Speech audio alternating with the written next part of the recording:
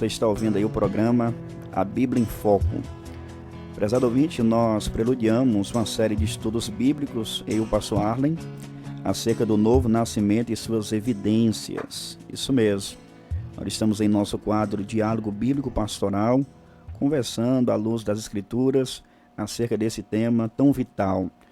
Eu quero aduzir você inicialmente a leitura da passagem bíblica localizada em João, capítulo 1, versículos 11 ao 13. Lemos assim: indelével.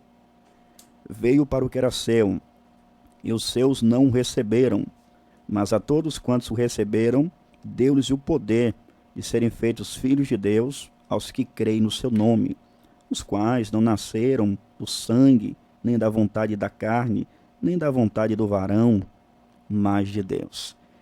Nós estudamos no primeiro episódio o significado do novo nascimento. E de forma bem pueril, nós definimos que o novo nascimento diz respeito à nova vida espiritual que o Senhor concede aos seus através do Espírito Santo e da sua palavra. No segundo episódio, nós começamos a estudar acerca da importância de ensinar sobre o novo nascimento. Porque é importante pregar sobre esse assunto, porque é importante aprendermos esse assunto. Sim, nenhum estudo bíblico que é desenvolvido, ele é feito aleatoriamente, casualmente, por um acaso. Não. Se nós elaboramos esse estudo para te instruir, é porque há propósitos específicos e bem definidos. E nós vimos aqui no segundo episódio que é importante ensinar e aprender esse assunto, porque trata-se de uma doutrina bíblica caríssima e, como tal, precisa ser exposta. O apóstolo Paulo, ele era um homem aferrado à exposição do Evangelho. Ele estava compromissado com o anúncio do conselho de Deus. Quando ele se reuniu com os presbíteros da igreja que estava em Éfeso, ele deixou isso bem evidente. Ele demonstrou uma postura paradigmática que nós precisamos considerar. Em Atos 20 e 27, ele disse assim: porque nunca vos deixei de anunciar todo o conselho de Deus. Então Paulo, como bom ministro do evangelho que ele era, ele não omitia nada dos desígnios de Deus. Então ele deixou bem claro: eu nunca deixei de vos anunciar todo o desígnio, todo o conselho de Deus. Só que Paulo, além de ter essa postura tão firme e exemplar, Paulo ele exortou, por exemplo, o ministro Tito, em Tito capítulo 1, versículo 9, retendo firme a fiel palavra que é conforme a doutrina, para que seja poderoso tanto para demonstrar com a sã doutrina, como para convencer os contradizentes. Então Paulo, ele incumbiu Tito de estabelecer presbíteros de cidade em cidade, e esses homens deveriam ser homens aferrados, apegados ao livro, à Bíblia Sagrada, a Sagrada Escritura. E essa Escritura, ele salienta que é conforme a doutrina. No capítulo 2 da carta de Paulo a Tito, versículo 1, Paulo corrobora: tu, porém, fala o que convém à sã doutrina. A sã doutrina é um ensino saudável, decorrente da palavra de Deus. Ela produz bem-estar espiritual, pureza espiritual. Então, nós vimos que, de fato, estudar, aprender sobre o novo nascimento é vital, porque constitui uma doutrina caríssima do cristianismo. Vimos também que é importante ensinar, aprender sobre o novo nascimento, porque a compreensão correta dessa doutrina nos ajudará a provar a nossa conversão. E nós até levantamos aqui a grande pergunta: nós somos realmente cristãos? Nós fomos de fato regenerados? Nós temos certeza, à luz das Escrituras, que nós somos salvos? E nós apontamos aqui vários textos que sinalizam que há a possibilidade da pessoa se auto-enganar. Ela ser batizada, ela mudar algumas coisas na sua vida, mudar o vestuário, o linguajar, fazer algumas reformas externas, mas interiormente o coração é o mesmo pecador de sempre. Paulo, falando acerca dos falsos mestres, na sua carta a Tito, capítulo 1, versículo 16, ele diz: confessam que conhecem a Deus, mas negam com as suas obras, sendo abomináveis e desobedientes e reprovados para toda boa obra. Então os falsos mestres diziam que conheciam a Deus, que eram salvos, que eram cristãos genuínos, mas na verdade a vida deles desmentia a declaração. Quero aqui cumprimentar o ouvinte com uma boa noite. Eu sou o pastor Arlen, estou aqui com o pastor Arlan, tratando desse tema aqui muito relevante, muito importante mesmo. Eu quero aqui, reverendo Arlan, antes de nós darmos continuidade, mandar aqui um abração para a irmã Tayane. Ela está sintonizada no programa, interagiu conosco. Que Deus te abençoe, Tayane, abençoe Márcio, toda a família, tá bom? E um abraço também para a nossa querida irmã preciosa Marlene. Ela mandou uma mensagem aqui dizendo: graça e paz, pastores. Gratidão não somente por praticar sua fé, mas também por compartilhá-la com todos à sua volta. Que bênção. Marlene, que Deus te abençoe sempre. Obrigado pelo carinho e pela sintonia da senhora. Pois bem, reverendo, hoje nós iremos adentrar aí, em terceiro lugar, apresentando mais uma razão que justifica a importância de se aprender sobre o novo nascimento e as suas evidências. Em terceiro lugar, é porque a compreensão dessa disciplina, o novo nascimento, irá nos auxiliar no cumprimento da grande comissão dada por Jesus Cristo. O ouvinte pode estar se perguntando o que é grande comissão. A gente vai explicar agora para você. E para isso nós iremos ler um texto. Se você tiver Bíblia, você pode tomar em mãos agora, que nós iremos ler o texto que trata dessa grande comissão. Mateus capítulo 28, versículo 19. Vamos lá? Mateus 28. Nós iremos ler o versículo 19, o penúltimo versículo aí do livro de Mateus. Mateus 28, 19, Jesus Cristo ele havia ressuscitado e ele se manifestou aos seus discípulos e aqui ele vai dar a grande ordem. Então, quando você fala de grande comissão, diz respeito a essa grande ordem que Cristo deu para os discípulos. E que ordem foi essa? Portanto, ide, ensinai todas as nações, batizando-as em nome do Pai e do Filho e do Espírito Santo. Em algumas traduções, salvo engano, ao meio da revista atualizada, aparece ide, portanto, fazei discípulos de todas as nações. Então, para o ouvinte não perder aqui o fio da meada, estamos falando que estudar sobre o novo nascimento é importante porque a compreensão correta desse assunto, dessa disciplina cristã, bíblica, vai nos auxiliar no cumprimento da grande comissão dada por Jesus Cristo. Por quê? De acordo com essa passagem que nós acabamos de ler, fica muito claro, evidente, que o Senhor Jesus, ele deseja discípulos. Então isso aqui é importante porque algumas pessoas elas focam muito na questão de multidões. Não, multidões, quantas mais pessoas melhor no ajuntamento. Sim, quantidade numérica. Sim, então tem pessoas que acabam quebrando princípios da palavra. O senhor, salvo engano, mencionou isso ontem, que existe às vezes denominações que se preocupam tanto em atrair pessoas, mas não é nem com a metodologia correta, nem com a intenção correta. Sim. Muitos não estão preocupados em fazer discípulos para Jesus. Estão preocupados em inchar, como o senhor fala, né? Inchar ali o ambiente, o recinto de culto. Sim. E ali tem pessoas que não têm compromisso com Jesus, que não amam Jesus, que não conhecem Jesus. Então, muitas pessoas estão presentes. Mas a pergunta é, essas pessoas são discípulas de Jesus? Essas pessoas se identificaram com Cristo realmente, verdadeiramente? Você que me ouve agora, você é um discípulo do Senhor Jesus Cristo? Esse texto que nós acabamos de ler juntos aqui, fala que Cristo ele deu uma ordem para a igreja, para que a igreja viesse fazer discípulos para ele.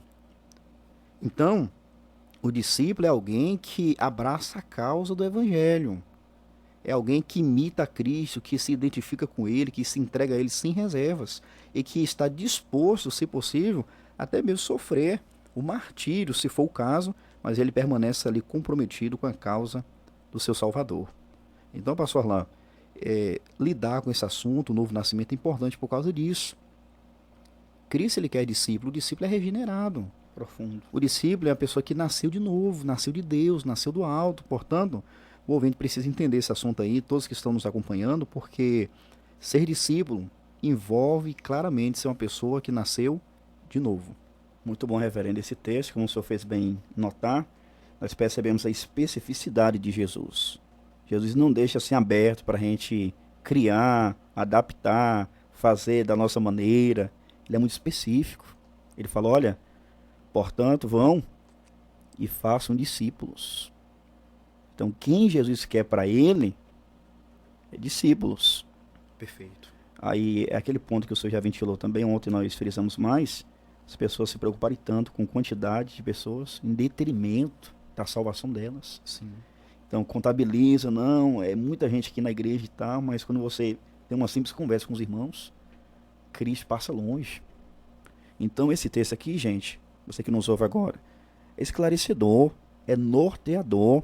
Cristo quer discípulos. Um discípulo, matetes no grego, é mais que um aluno, um aprendiz, é um partidário. É alguém que abraça a causa do Senhor. É alguém que crê em Jesus, se identifica com Jesus e vive como viveu Jesus. Então Jesus quer pessoas que se pareçam com ele, reverendo. Sim. Pessoas que creem nele, que vivam como ele viveu. E quando a gente olha para a palavra de Deus, em Mateus 10, que é o segundo grande discurso do Senhor Jesus presente no Evangelho segundo Mateus, nós percebemos algo interessante, porque Cristo vai dizer que basta ao discípulo ser como seu mestre. Mateus 10, 25.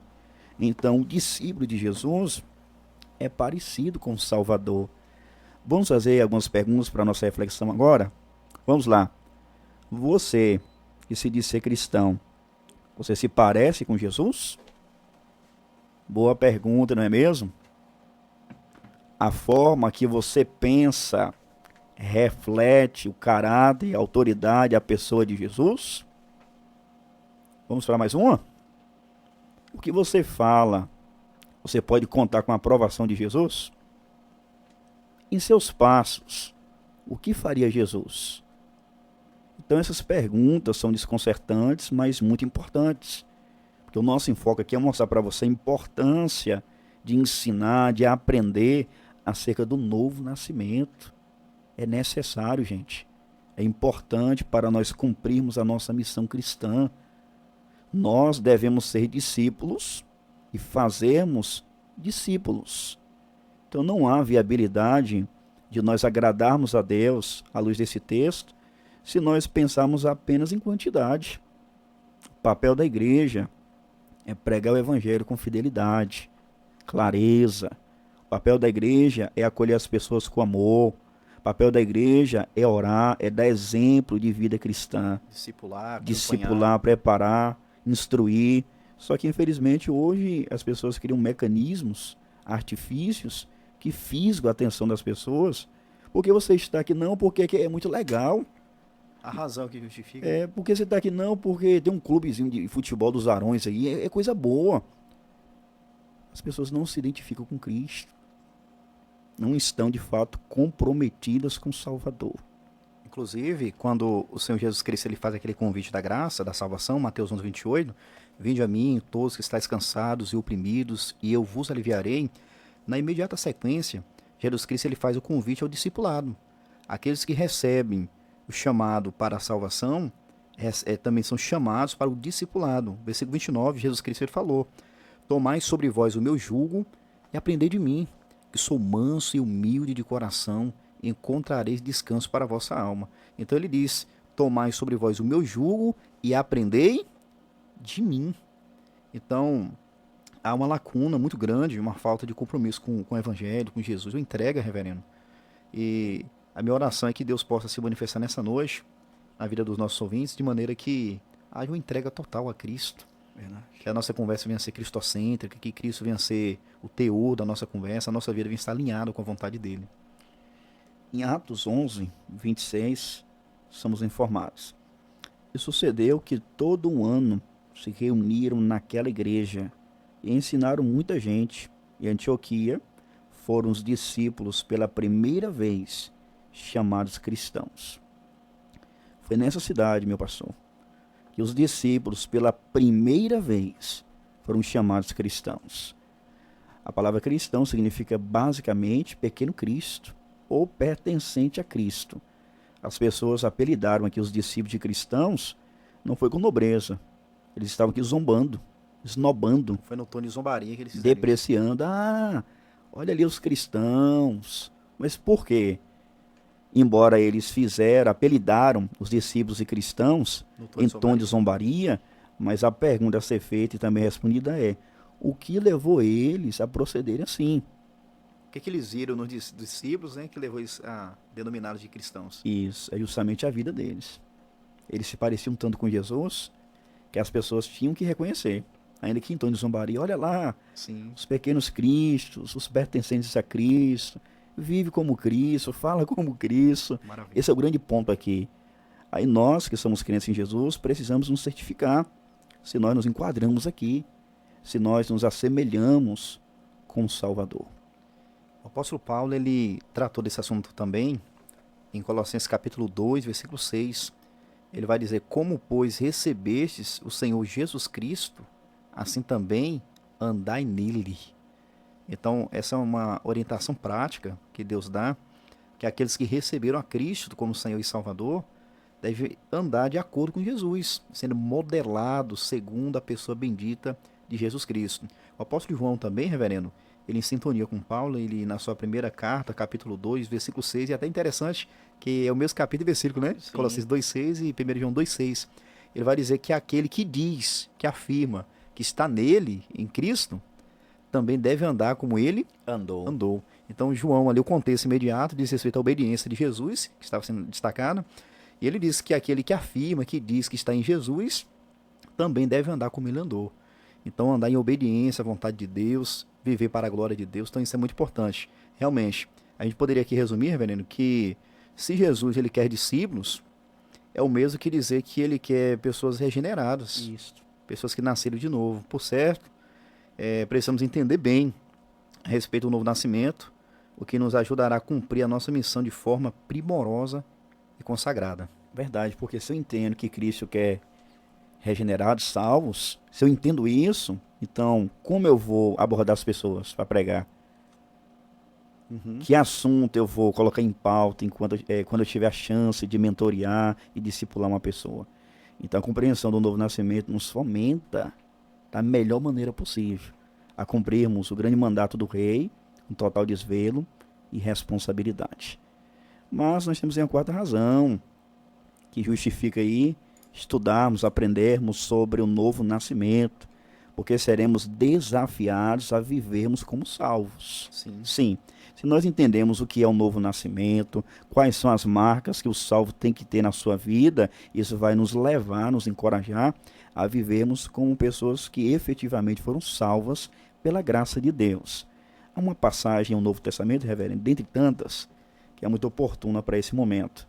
Carta de Paulo aos Efésios, capítulo 4, versículo 1. Rogo-vos, pois eu, preso do Senhor, que andeis como é digno da vocação com que foste chamados. Paulo aqui está fazendo um rogo, ele está preludiando a sessão prática da sua carta magna aos Efésios, e ele vai exortá-los. Rogo-vos, pois eu, preso do Senhor, que andeis. Essa palavrinha andeis sugere estilo de vida, maneira de viver. Então Paulo está exortando os Efésios a viverem, mas a viverem como? Ele diz, como é digno da vocação com que foste chamados. Essa palavrinha digno precisa ser entendida. É uma palavra-chave aqui para a compreensão da vida cristã, da vida prática. O apóstolo Paulo usa essa palavra digna, axios, significando erguer o outro prato da balança ou ajustar a balança. Nós podemos aqui imaginar uma balança de 2 pratos. Então, se a pessoa ela quer, vamos colocar, a pessoa vai comprar, eu quero 1 quilo de algo. Aí naquela balança de 2 pratos, se coloca o peso de um lado e um peso do produto equivalente do outro, ou seja, ajustando a balança. O ponto de Paulo aqui é o seguinte, irmãos, eu exorto vocês a viverem, a andarem em harmonia com aquilo que Deus fez na vida de vocês através de Cristo. Perfeito. Ou seja, a maneira de viver do cristão deve ser alinhada com aquilo que Deus fez por nós. Compatível, né? Isso, compatível. Isso é muito importante. A imagem aqui é de equilíbrio.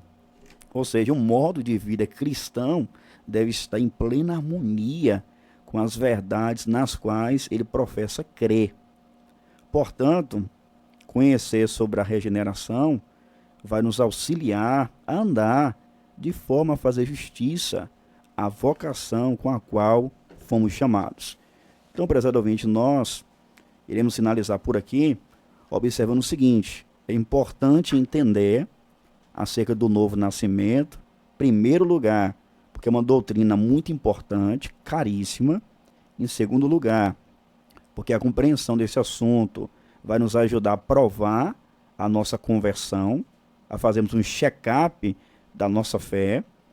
Terceiro, é importante porque a compreensão desse assunto vai nos auxiliar no cumprimento da grande comissão dada por Cristo. E por fim, mas não menos importante, entender sobre o novo nascimento é vital, porque nós seremos desafiados a vivermos como salvos.